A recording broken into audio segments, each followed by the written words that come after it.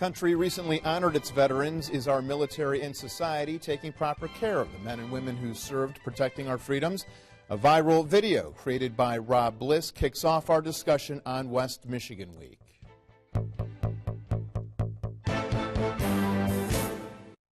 And thank you for joining us on West Michigan Week. On the panel, Zane McMillan, Grand Rapids Press. Patrick.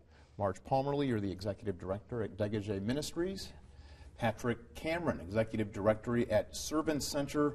And we have James Dunn, Deputy Director, State of Michigan Department of Military and Veterans Affairs. Thank you all so much for joining us. Thank you. First off, I think we want to give thanks to the men and women who have served this country. Amen. We salute you and we thank you for your duties served. However, we do know what war can create and the difficulties that some people face. I want to start out with the video that Rob Bliss put together in tandem with Degage Ministries. This is Jim Wolf. He's a U.S. Army veteran. He has been struggling with poverty, homelessness, and alcoholism for decades. Yes. And in September, he agreed to this makeover video. Let's take a look.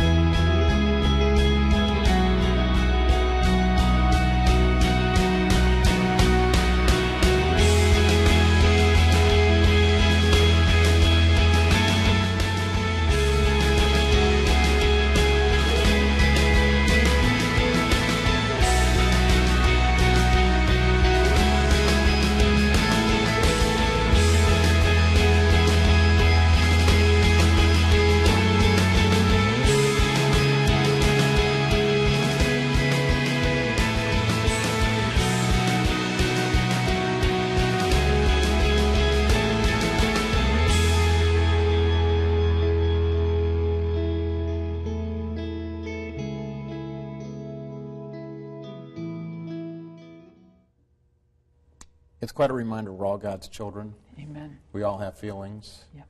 What inspired you and Rob Bliss to put this together? Well, we were looking at someone's potential. With Jim, oftentimes we have the stereotype of what we see as a homeless person, and to see that transformation and to look at their potential. We all know, like you said, Patrick, that he has struggled for years, and this was not ever meant to say, okay, he's now cured, or this was a one step in his journey, which continues, and we walk alongside him, as do many of the organizations and agencies in Heartside. He's had dealings with Patrick at Servant Center, Mel Trotter, Guiding Light, Heartside Ministry. We come together as a community to walk alongside him, and it was showing that. Now, this video was released for Veterans Day. Correct. All right, so we've had a week span here to watch this video go viral. I believe it's now overseas. It's making its rounds. What has transpired in this 1 week, in his life alone?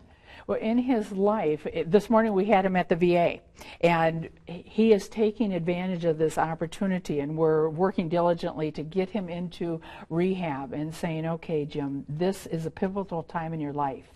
But as there can be 14 million people around the world who are rooting for him who've seen that video, but until Jim is ready to make that step, all we can do is encourage. But he was at a dentist this week getting his teeth fixed, so it's been exciting to see how the community here in Grand Rapids has come around to encourage him, as around the world. So these videos have a good impact. But Patrick, you and I have talked about the fragility of what happens once a lot of these gentlemen and women receive help. There's intensive treatment that has to follow up, because there are these demons that are there. There are. And as Marge said, this was for Jim and for Ted. It was not a one-time fix. It is only a snapshot, a moment in their life. And there's something being done that is creative, that has never been done before. It's showing the person they are a person. They're not a street bum. They're not... Right. What everybody hears on the street is, you're no good, you're nothing, you're a loser. Somebody's actually engaging in them, walking alongside them, and showing them, you could be so much more. We still have faith in you. You are a child of God. And it's not stopping at that point. It is to continue on. You have to keep going with that person. Whether they're going to fail or thrive is based all on them. Right. But unless they have somebody to walk alongside them, they don't have a chance to begin with. And you see the talents here. I know that Governor Snyder this week hosted, would you call it a convention? It was a veteran summit. And you witnessed veterans who were there. Yes, we did. That have these types of talents. It was a very inspiring meeting, to say the least. There were a number of veterans personally present, 7, one of which was a young lady from Grand Valley State University that was a graduate of the nursing department.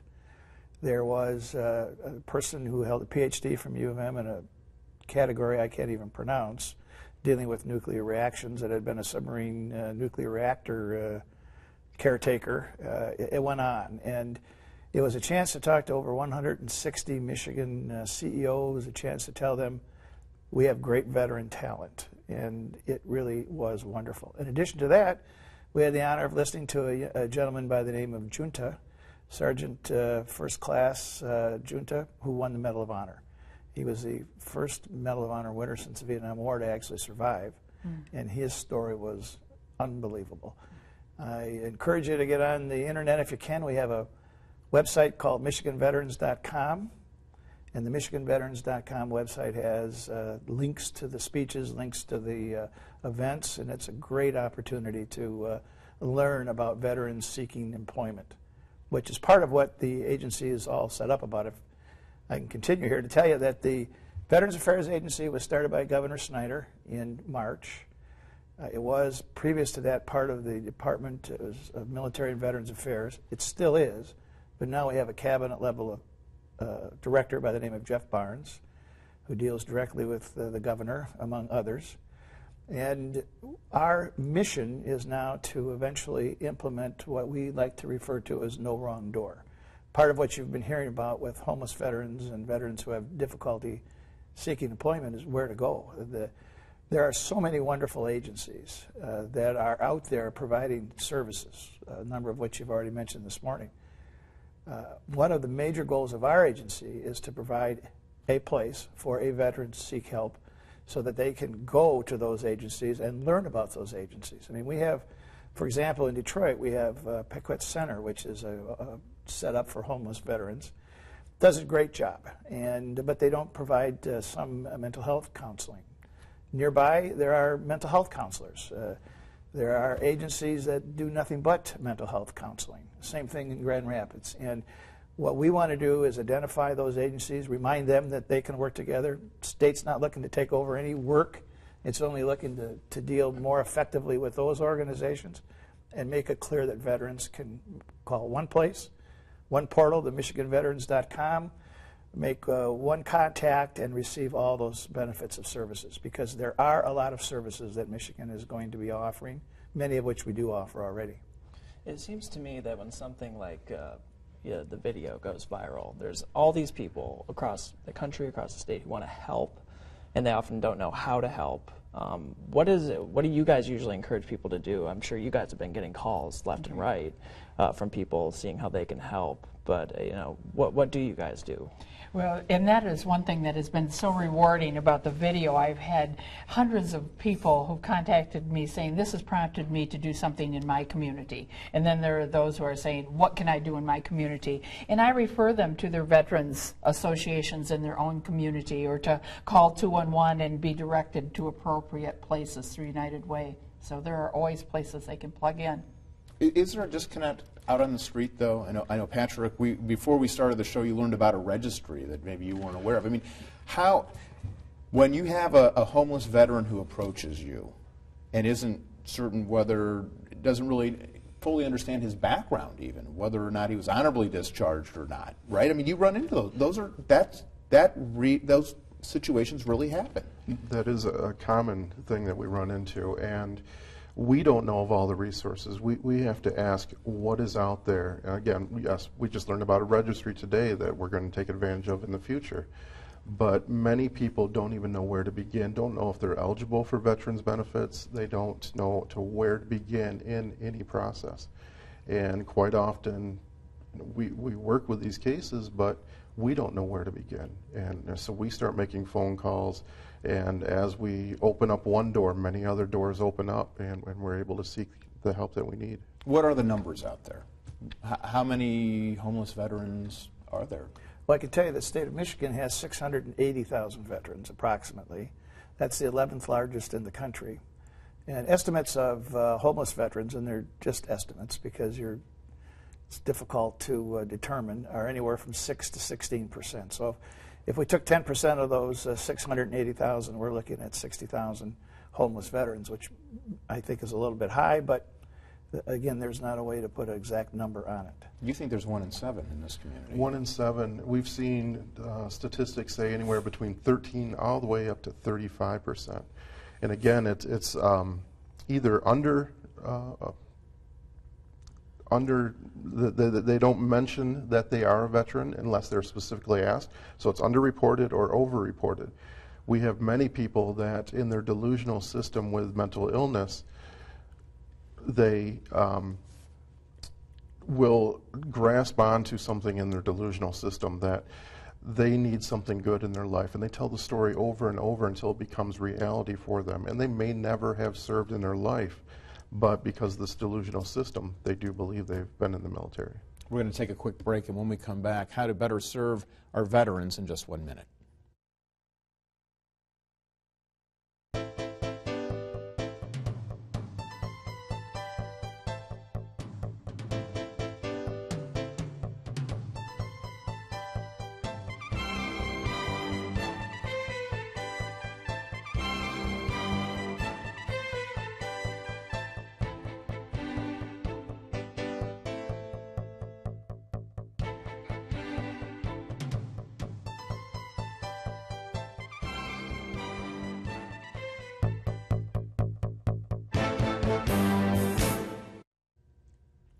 And we're back with more West Michigan Week. We have a roundtable discussion today focused on veterans, homelessness, health care, and of course employment. We've touched on the employment. What are the realities there? How much of this is PTSD driven? How much of this are just some of the bad habits? What do we know about our veterans who are struggling? Well, I think we know a few things. Patrick hit on one in particular. It's confusing as to what benefits they're eligible for and where they seek the benefits. We've had a veteran identified himself as he wasn't eligible for veteran benefits because he was drafted during the Vietnam War. Well, that's obviously not the case. If you've served 1 day in a wartime period, and since 1990 there's been a constant wartime period, then you're going to be eligible for some veterans benefits. There's state veterans benefits and there's the federal veterans benefits. Federal benefits generally deal with compensation for wounds and injuries, of which PTSD is a recognized injury for which it can be compensated. When you leave the military, you're eligible to receive, this day and age, 5 years of free health care. Even if you think you're healthy, and most of the young males that leave and women that leave think themselves as pretty healthy, they need to sign up, because when they sign up, they enter into a whole series of events that not only allows them to receive care when they need it, because now they're already pre-registered, but enables them to be notified of diseases that might come. For example, in Vietnam, Agent Orange was never recognized as a disease until the mid-'80s. But if you signed up for health care after the Vietnam War, you were on their system already, and you were already part of their registry, which is what Patrick referred to earlier. There's going to be more and more diseases that will be eventually developed from the Middle East with all the burning and other carcinogens that have been throughout the air there. The veterans that are in the health system will be the first ones to take advantage of it. And I think that's the very first thing, is you have to seek some sort of assistance. There are a number of ways to do that. There's the veterans courts, for example. A number of communities, I believe Kent County is one, now have veterans courts. And if you have any kind of an alcohol-related offense or other some misdemeanor, high misdemeanor type offenses, you're generally going to be in the veterans or have the opportunity to be in a veterans treatment court, which means you're going to have an opportunity to also learn about VA benefits and state benefits. That's a great opportunity because many veterans, as you point out, are dealing with stresses. The single biggest problem with veterans getting employment, quite frankly, is the perception that that's much greater than it is. It's not. PTSD is present in some veterans. Estimates are up to a third, but most veterans are not dealing with PTSD. They're highly trained. They're very employable, and they just need the opportunity to have an employer that is willing to work with them. Because if the employer recognizes that the training levels are so significant that they don't need to start at an entry-level position. They're mid-managers, they're even CEO quality in some instances. One of the high things, for example, that just happened was Senator Hildebrand just sponsored a bill which was signed into law that enables veterans, for example, with EMT, emergency medical technicians, to get credit, and instead of having to train in Michigan and for a license that's greatly reduced, and they can be in a position where they can use that military talent to immediately enter the workforce. And that's the type of training that veterans have. That's the type of training that will help Michigan's employers. How does that kind of fit into your guys' daily work, though? It seems to me like that's one part of solving the problem, but your guys' jobs with individual veterans probably go on for years, even before, during, and after something getting signed up for something like this. Could you describe what that process is like? Well, we have wonderful resources that we refer people to, and we work closely with the VA or health care for homeless veterans. So making them aware, connecting, like you were saying, with the proper resources is important, and we do that on a regular basis. Most of the time when we run across somebody, they are in a homeless camp, they're on the street, have been on the street for years, and at that time, looking at jobs and employment is beyond their scope at that time. What they need is immediate help. They need, whether it's alcohol recovery or recovery from other drugs, they need services right now for mental health and also for health care. Most of the guys that we run into have chronic lung problems because of smoking. They've been on the street for years. They have multiple health risks. And we need to first, sorry to say it this way, but clean them up, get them on their feet so that they can start making improvements right away. And that's when we have to look for resources that basically it's all about health care at that point. Very long process for you guys then. Yes. Right. Right. Well, and the interesting thing is that just reaching out to a veteran, and I'm a veteran, so I get a lot of people that just say thank you for your service. I didn't hear that for the first time until about 5 years ago, and I've been out of the service for over 40 years. It is important to recognize the services. It's also important not to duplicate the services, which is one of the things our agency is actively working to solve. And I believe you're both part of a pilot project in Kent County that's designed to identify those agencies that do such a great job, because there are so many, and make sure that the veterans are aware of those agencies, coordinate their efforts so that we can continue to provide veterans with such badly needed services, and identify them to the veterans so that they can immediately get to this no wrong door approach, where wherever they contact someone, they can eventually enter the system. That's the single hardest part for many veterans. The veteran community is full of stories where they tried to reach out to somebody and received something along the lines of a cold shoulder and never did it again, because military people are taught to be self-sufficient. They're taught to be, have their own discipline, and if I don't need help, I just need to do it. And I think that's why it's so important for agencies such as these to work together. How much is it that is part of training, military training, and part of the PTSD issue right now? And that is that you don't talk about things. You suck it up, you're tough. Is there a changing in the philosophy of how we handle our veterans when they come back?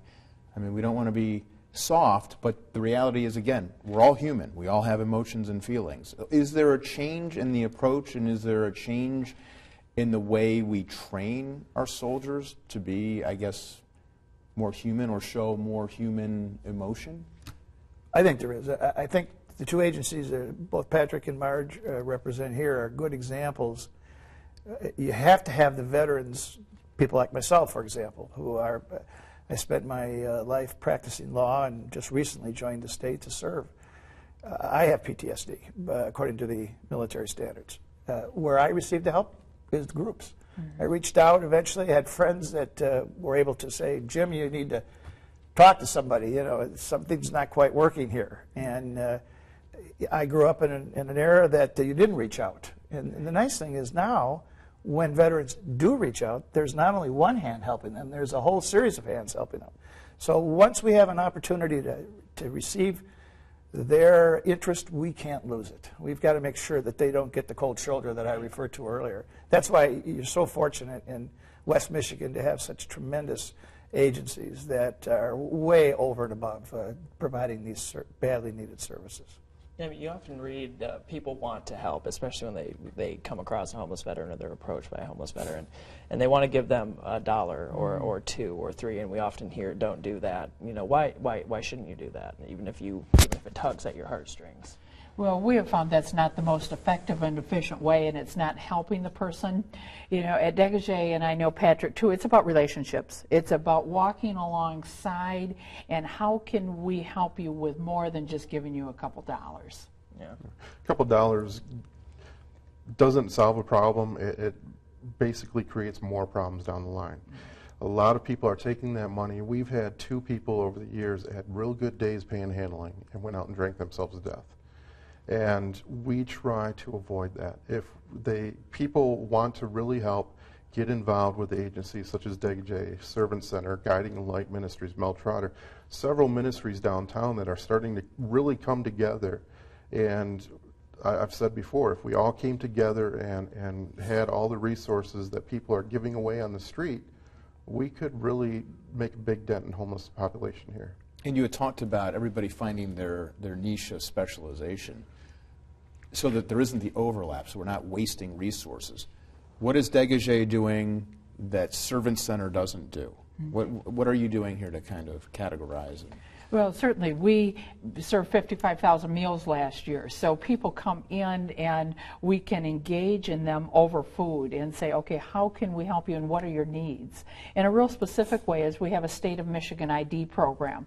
A lot of times homeless veterans have lost their ID, and that precludes them from moving ahead and accessing services. So we will walk alongside them, get their birth certificate, all their documentation, take them down to Secretary of State, and then that allows them obviously to access other resources. And then what are you doing different from Marge? Okay, and Servant Center, I hate to use the word specialize, but we do specialize with severely mentally ill folks. We find them on the street. We get referrals from probate court, from the hospitals, that here is a person that cannot navigate the system themselves. They are eligible for Social Security disability money. They can't manage those funds themselves, or else they wouldn't be homeless. So we get them into housing, we plug them into the services that are available, whether it's case management through psychiatric services, healthcare providers, get them in all the services that they need, and they're able to stay stable for years. All right. Zane McMillan, Grand Rapids Press, Marge Palmerly, Dégagé Ministries, Patrick Cameron, Servant Center, and James Dunn, you're the Deputy Director, State of Michigan Military and Veterans Affairs. Thank you all for joining us. Thank you. Thank you for the opportunity. And thank you for joining us this week. We'll see you next week on West Michigan Week.